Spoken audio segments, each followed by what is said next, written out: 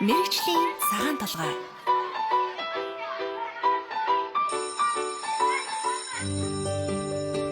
Шилдэг мэргэжил гэж байхгүй.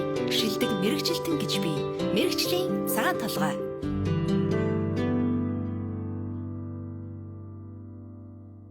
Сайн бацхан өрхөн сонсогчдоо мэргэжлийн цагаан толгой нэвтрүүлгийн маань ээлж чинхэн дугаар хүрэхэд бэлэн болоод байна.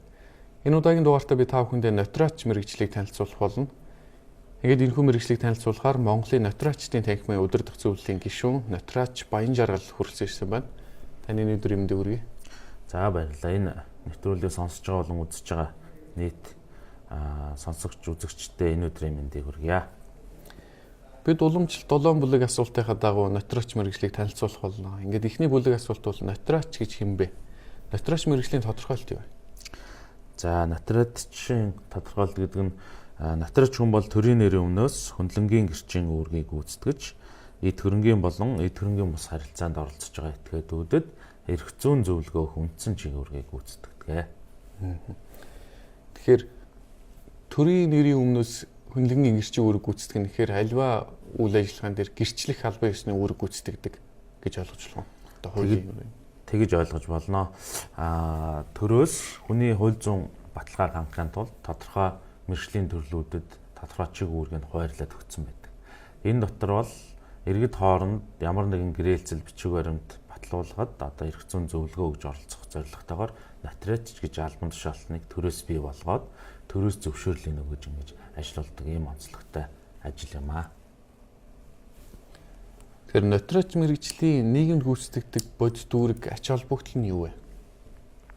Тэр хүн болон эрх зүйч хуульч биш учраас тэдгээр хүмүүс одоо нийгмийн харилцаанд оролцоход түүнд одоо хууль эрх зүйн анхан шатны мэдлэг зайлшгүй хэрэг болдог. Наацх нь одоо хоёулаа хамтраад ажиллахад хүртэл одоо хамтарч ажиллах гэрээгээ хууль зүйн дугаар байгуулах шаардлага гардаг. Энэ мэт одоо иргэд хооронд одоо байнга тулгуурч буй энэ эрх зүйн асуудалд бол одоо анхан шатны зөвлөгөө өгч одоо мэргэжлийн үднэс гэрээлцлийн боловсруулж өгч баталж өгдөг ийм ажлыг хийдэг хүмүүсийг одоо нотариач гэж ойлгодог. Тэр хоёр түүхийг асуулт маань бол нотариач мэргэжлийн хүн юу хийдэг вэ тухайд ярилцдаг. Тэгэхээр нотариач мэргэжлийн хүний үндсэн хийдэг үйл ажиллагааг та дэлгэрүүлээд тайлбарлаж өгөөч. Нотариач хүн бол ерөнхийдөө альва болсон үйлдэл, үйл явдлыг мөн альва бичиг баримтыг одоо баталгаажуулах замаар нотлох баримтыг бий болгодог. Ийм эрхийг одоо хуулиар нотариач гэж хүнд одоо олгосон байдаг. Энэ талаар одоо хууль тогтоомжид ч гэсэн одоо бас хуульчлаад өгсөн байдаг. Өөрөөр хэлбэл одоо та нотлох баримт гаргаж өгвөл заавал нотариатаар баталгаажуулсан баримт өгөх ёстой. Эсвэл одоо их өвн өгөх ёстой гэх мэт. Нотариач ямар ажлын байранд ажилладаг вэ? Ажлын байрны орчин төрслөл. За нотариач хүн бол төрөөс зөвшөөрөл авсан ч гэсэн хуваарь үйл ажиллагаа болдог. Ийм чөлөөт мэргэжлийн этгээд байдаг.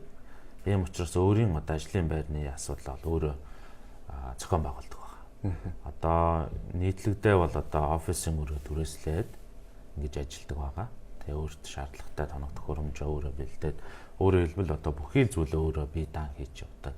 Энэ чөлөөт мэргэжлийн хуульч хүн байна. Тэгэхээр ажлын орчин бол ихэвчлэн офисын орчинд гэж үү? Тийм, ер нь офисын орчинд үйл ажиллагаа явуулна гэсэн үг. Нотариачийн ажлын байранд өдөр тутмын үйл явцыг та ажил эхлэхээс нэг ажлын цаг өндөрлөх хүртэл юм те дүрслүүл. За нотариач хүн бол өглөө тогтсон цагт ажилдаа ирнэ. За тэгээд үйлчлүүлэгч орж ирэхээс шалтгаалаад одоо үйлчлүүлэгч ямар бичиг баримт баталгаажуулах, юу гэрчлүүлэхээс шалтгаалаад тухайн хийж байгаа үйлдэлүүд бол харилцан адилгүй байдаг. За хуулийн зааснаар бол одоо нотариач хүн бол 10 гаруй төрлийн үйлдэл бол хийлгдэг. Энэ дотор одоо хамгийн түгээмэл нь бол одоо баримт бичгийн хуулбарыг баталгаажуулах, гэрээлцлийг баталгаажуулах, за мөн одоо тодорхойлт өргөдөл хүсэлт гомд гаргуул түүнийгээ баталгаажуулах гэх мэт үйлдэлүүд одоо бас түгээмэл орж ирдэг. За бидний хувьд бол одоо ямар ч үйлдэл гэрчлүүлэх гэж орж ирсэн та ямар зорилгоор энэ үйлдэлийг хийлгэж байна. За энэ үйлдэлийг та ингэж ашиглах ёстой, тийм байгууллагад хөрвүүлэх ёстой. Энэ үйлдэлээс одоо ийм эрх зүйн үр дагавар үүсдэг. Энэ эрх зүйн үр дагаврыг та бас ойлгосноо зөвшөөрж гин үү? Та яг энэ эрх зүйн үр дагаврыг бас хүсэж одоо энэ үйлдэлийг хийлгэж гин үү гэдгийг одоо асууж зөвлөж ингэж харилцаж ингэж л одоо ажил маань эхлээл дуустдаг да. Тэгэхээр нотариачийн хамгийн их хэрэгэлдэг багаж хийгээ зэвсгүүд гэвэл одоо юу гэж нэрлэж байна? За шинжилгээ ухааны технологи хөгжихээрээр бас бүхий л үйл ажиллагаа бүхий л мэрэгжлийн үйл ажиллагаа одоо бас ингээд техник технологид суурилсан одоо ийм чиглэл рүү явж байна. Одоо бидний хамгийн түгээмэл хэрэгжилж байгаа зүйл бол нэгдүгürt одоо компьютер байна.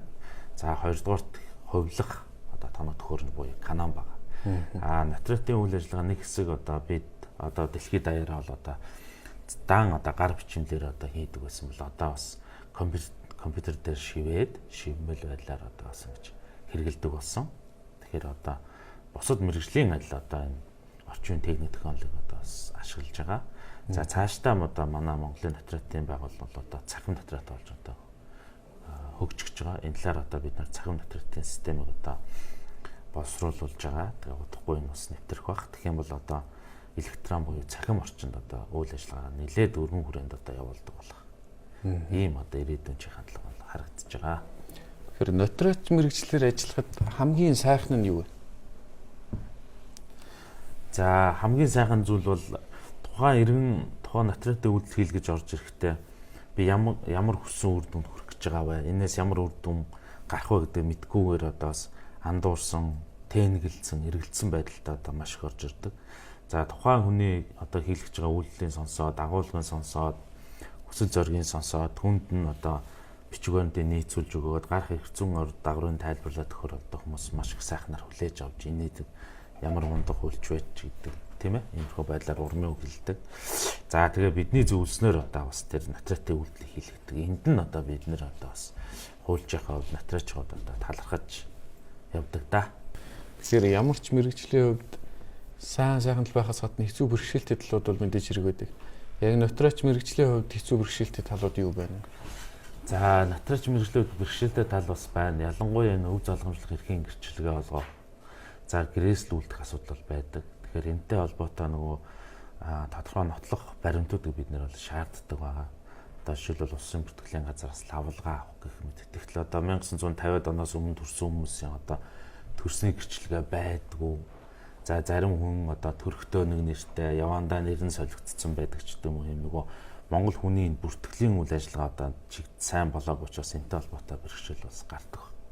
За нөгөө талаас энэ хүнийг одоо эрүүл гэж ингэ тогтоож байгаа эмчийн одоо магадлал үзэлгийн асуудал бас их хүнд байгаа.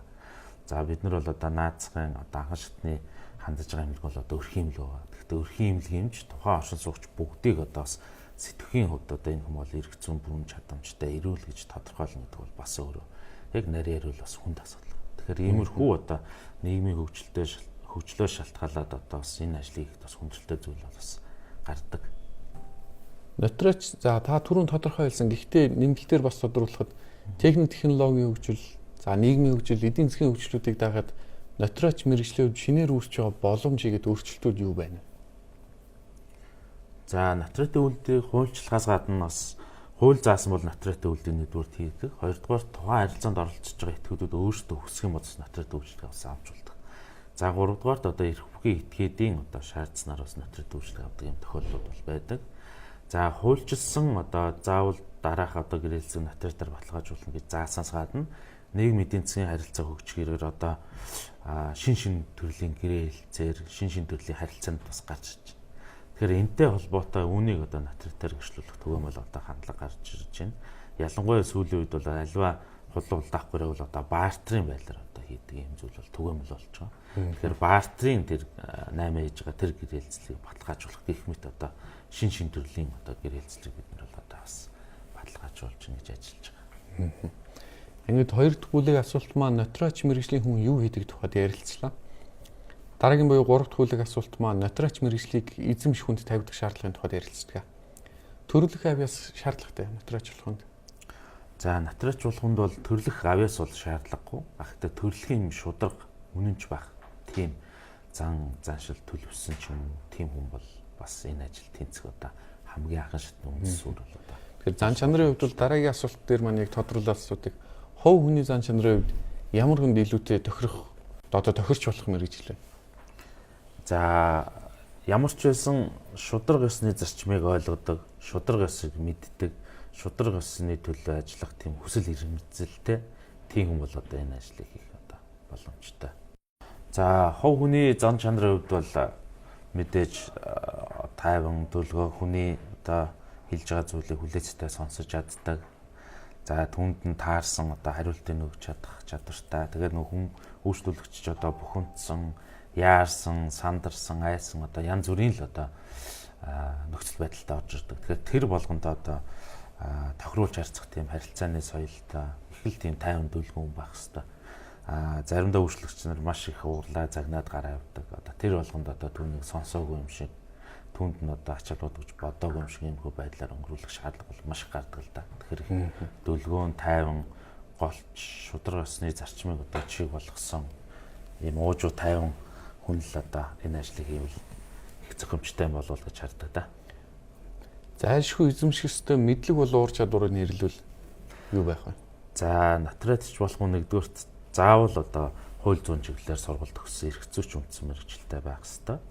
За түүнээс гадна одоо хийж байгаа үйл ажиллагаанаас шалтгаалаад бичиг баримтыг боловсруулах чадвартай байх ёстой. За мөн одоо иргэдэд зөвлөгөө өгөх одоо юм чадвартай байх ёстой.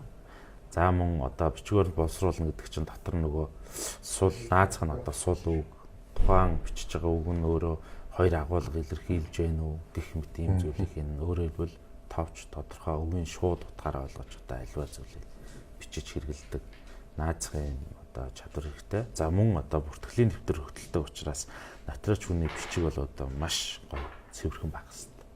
Тэгээ бүртгэлийн дэвтэр их гоё бичээ сууж байхад одоо бичиг мөтөө өөрчлөлт хараад та ямар гоё бичигтэй юм бэ гэдэг юм уу тийм ээ. Тэр бол одоо их сайхан үлгэр дуурайл юм шиг байгаа. Тэгэхээр наазах нь л одоо бичгийн хэлбэр хүртэл одоо тийм сайхан байх ийм шаардлагатай бас байдаг да. Гэхдээ ер нь бол муухай өчтөй натурач байдгүй. За эхэндээ яг уу натурач болж байгаа үед бичгийн хэв бол тааруу хүмүүс бол байдаг. Аяанда нэг өдөр болгон бүртгэл хөтлөөд байнгын бичиж идэг юм бичгийн ажил учраас аяндаа л одоо бичгийг бол сайжраад яваад гэдэг. Боломжтой байхаас өөр аргагүй байх тийм ээ. Албан бичиг учраас. Тэгэхээр натурач болохонд гадаад хэлний мэдлэг болон шинжлэх ухааны мэдлэг хэр зэрэг шаардлагатай? За шинжлэх ухааны мэдлэг бол шаардлагатай. Зөвхөн одоо хууль эрх зүйн харилцаач гэсэн нийгмийн амьдрал өөрөө баялаг учраас энэ харилцаанд чи янз бүрийн харилцаа, янз бүрийн мэргэжлийн ур чадвар одоо шаардлагатай болдог. Тухайлбал гэрчлүүлэгч орж иж байгаа бичиг баримт өөрөө хүчин төгөлдөг бичиг баримт байна уу гэдэг нэг асуудал. За мөн хуурамч бичиг баримт байна уу түүнийг одоо таньж мэднэ гэдэг бол бас нэг өөр асуудал. Энэ бол одоо бас нарийн нууц одоо мэргэжлийн юм уу ажиллагаа байгаа. Магадгүй одоо үйлчлүүлэгч ороод ирэхэд тухайн хүн яг өөр мөн хэсэг нь одоо эргэлзээтэй тийм тохиолдол гарч ирдэг. Одоо ч нөгөө юм хөгжсөн хүмүүс ч давхраа хийлэгдэг болсон, таргалждаг болсон, торонхой болсон тийм ээ. Гоо сайхны засаар үйлчлэл хийлэгдэг болсон. Тэгэхээр энэ болгоныг одоо хараад тухайн хүн үндсэн хүн өөрөө мөн байна гэдгийг олж тогтооно гэдэг бол одоо хүн олж тогтоох нарийн мэргэжлийн ур чадвар наацхан шаардлагатай. Гадаад хэлний мэдлэгийн тухайд. За гадаад хэлний мэдлэгийн тухайд натуратын хуулиар олгосон боломж бол хэрвээ та тухайн хэлийг мэдчихвэл тухайн хэл дээр бичиг баримтыг одоо гэрчлэх тийм боломж бас бүрдсэн байдаг. Тэгэхээр манай натурач нар бол одоо ихэнх нь одоо Оросын холбооны улсад одоо хууль зүйн дэд боловсрол олсон юм хүмүүс бас их олон байдаг. Тэгэхээр эдгээр хүмүүсийн хувьд нэг одоо давуу тал нэг бол Орос хэл дээр ямар ч бичиг баримтыг өөрөө ойлгоод шууд бичээд одоо гэрчлээд авах юм давуу тал бол бас харагдчихдаг.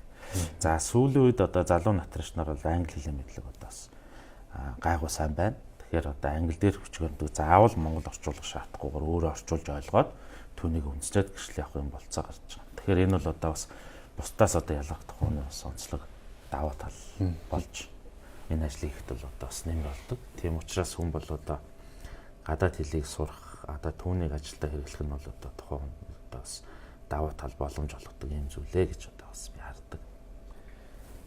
Тэгэхээр дөрөв дэх бүлэг асуулт руу орцгоё. Ажлын байрны тухайд ярилцуулна.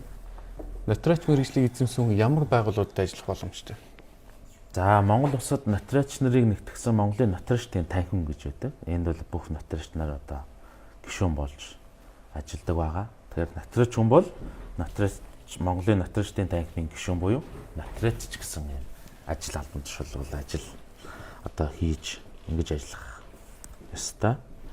За магадгүй натуратын ажлыг одоо хийснээр одоо олж авсан мэдлэгтэй тулгуурлах юм бол бусад одоо хуульч ажлыг одоо хийх юм давуу талыг бол олж эзэмшсэн байдаг. Өөрөөр хэлбэл аливаа эрх зүйн харилцаанд оролцож байгаа тухайн харилцаанд холбогдох нотлого баримтыг одоо маш өндөр хэмжээнд одоо боловсруулж тэрийг цуглуулах юм чадварыг эзэмшсэн байдаг. Тэгэхээр одоо аливаа хэрэг маргааныг шийдвэрлэж байгаа шүүхийн практик, хуулийн ажилтны ур чадвар бол тухайн нотлох баримтыг бий болгох, үнэлэх, түүнд одоо тулгуурлан шийдвэр гаргах байдаг. Тэгэхээр одоо үндсэн тэр нотлох баримтыг бүрдүүлэх, цуглуулах, бэхжүүлэх ажлыг сайн хийж сурах одоо ийм л боломжтой болгодог ажил юм байна да. За бидний мэдхээр бол ямар ч хүний ойролцоо бол нотариач гэсэн тийм. За тэр дээрээ одоо тэр дүүргийн гэдэг юм тэдгээр тойргийн гэсэн мэдээлүүд үүдэг. Тэр энэ тойргийн гэдэг юм уу ингэж ангилдаг талаар та мэдээлэл ойлголттой гэж бидэнд. За нотариатын үйл ажиллагаа явуулах тусгай зөвшөөрлөг бол хууль зүйн сайдаас авдаг байгаа. За хууль зүйн сайд тухайн нотариатын одоо тусгай зөвшөөрөл олохоос гадна нотариатын тойрог гэж байдаг. Түүнийг бас тогтоож өгдөг. Өөрөөр хэлбэл одоо энгийн үгээр хэлбэл Монгол орчин нутаг дэвсгэрийн зарчмаар зохион байгуулагддаг учраас тэр дүүргийн тойрог гэж ярьдаг. Өөрөөр хэлбэл Сүхбаатар дүүргийн тойргийн нотариатч, Баянгал дүүргийн тойрог гэх мэт. Тэгээд тойргийн тогтоо нь мөн тухайн тойрогт ажиллах нотариатчийн тоог тогтоож өгдөг. Тэгэхээр өнөөдөр одоо Сүхбаатар дүүргийн тойрогт бол 40 орчим нотариатч одоо үйл ажиллагаа явуулдаг юм байна. Тэгэхээр ажлын байрны олдос мэргэжлийн зах зээлийн хувьд тэр өргөн бэ? За ажлын байрны олдцын хувьд бол нэгэнт хууль зүйн сайд тоо тогтоодог учраас тухайн тоондноос одоо хэтэрхгүйгээр ажилладаг байгаа. Тэгэхээр одоо тийм нээлттэй байнгын байж байгаа ажлын байр бол биш.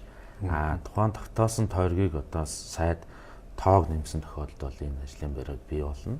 За нөгөө талаас одоо нотариатчаар ажиллаж байгаа одоо өөр ажлууд нь албан тушаал эрхлэх тийм ээ. Энэ ажлаа эрхлэхэ болох юм бол бас оронтой гардаг. Ийм л одоо боломжтой. Тэгэхээр өнөөдөр Монголд яг энэ төрлийн мэргэжилтэд хэр олон байдаг юм бэ?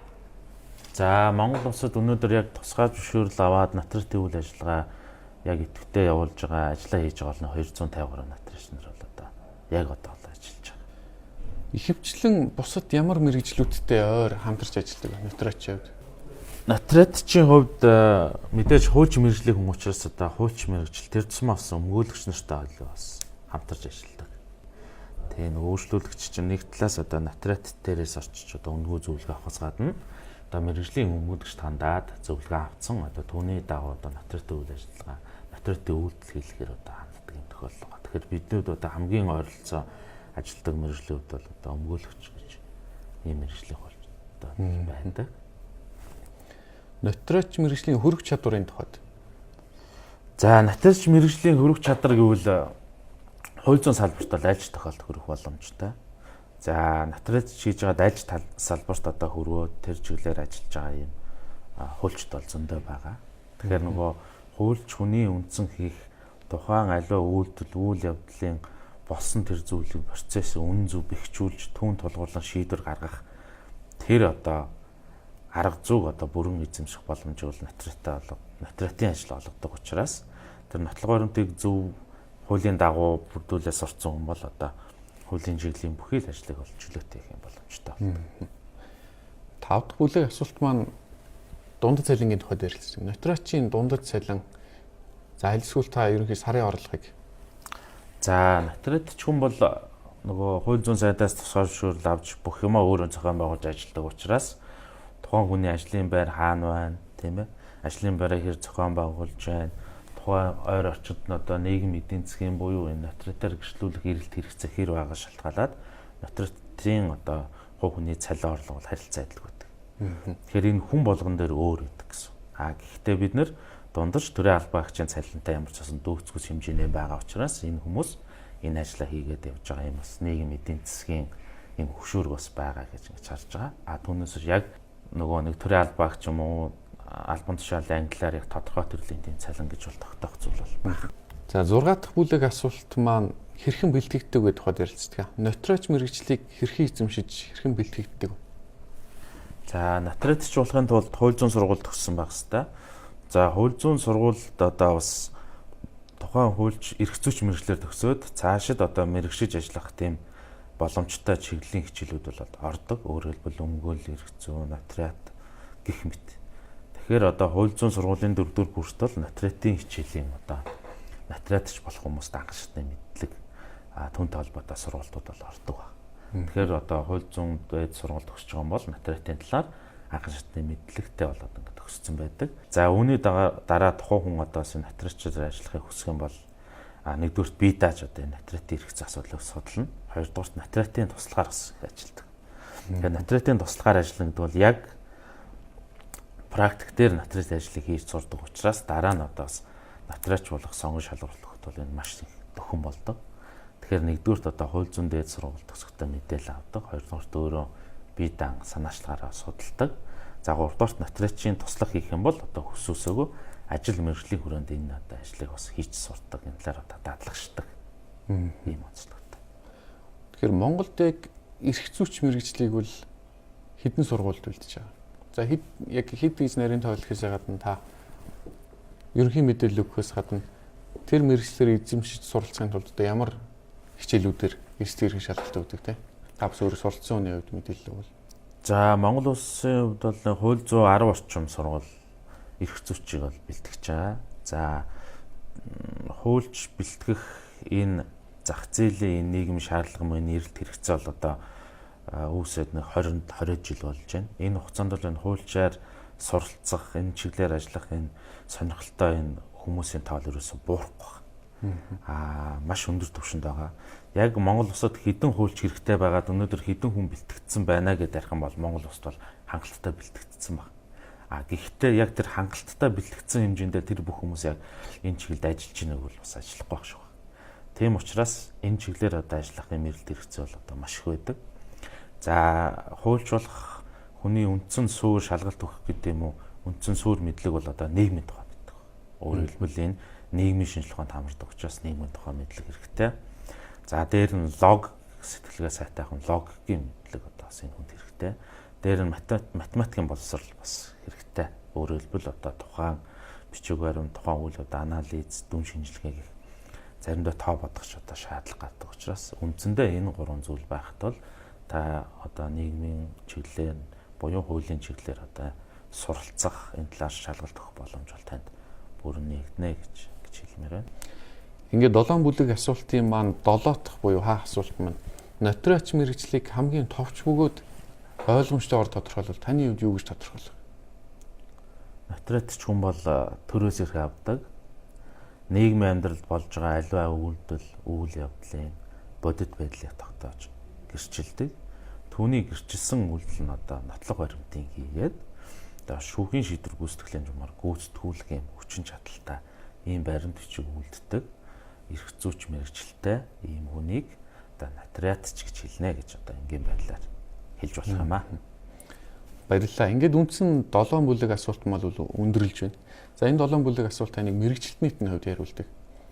Бид хамгийн сүүлийн асуултыг хувь нийтний хувьд сонсогчд маань зориулаад ах хүний хувьд амьдралд хэрэгтэй зөвлөгөө өгөөч гэвэл ямар зөвлөгөө өгөх вэ гэмиг асуултыг асуудаг. За арай өөрөөр асуувал та хэдэн жилийн өмнөх 17 настай Баян жаргалд одоо ямар зөвлөгөө өгөх байсан бэ? За одоо ч нөгөө бидний үеийг батхад ингээ нөгөө хэл мэдээллийн ертөнц одоо маш чөлөөтэй хаал бол хаанаас одоо мэдээлэл авах боломжтой болсон байна. Тэгэхээр сонголт хийх боломжтой одоо түүгээрээ бас нэгдэж байгаа, нэмэгдэж байгаа гэж би бол ойлгодог.